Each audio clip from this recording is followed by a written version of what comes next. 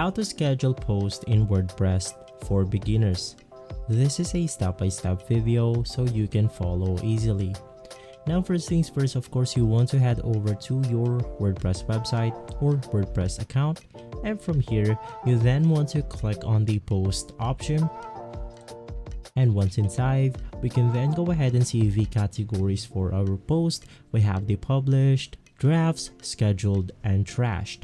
You can just go ahead and click on schedule, and you want to click on the add new post button. Right after that, it will now take us to the post website right here, where we can go ahead and edit our post.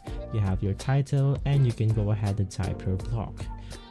But more importantly, we can then go ahead and see the published option right beside the categories that we have right here.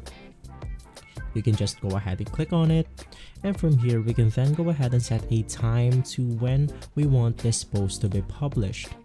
Right after setting your time, you can just go ahead and click on the X button, and now in my case it will publish at October 18 at 8:27 a.m.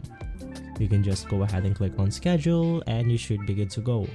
If this video has been helpful for you, please consider by liking and subscribing.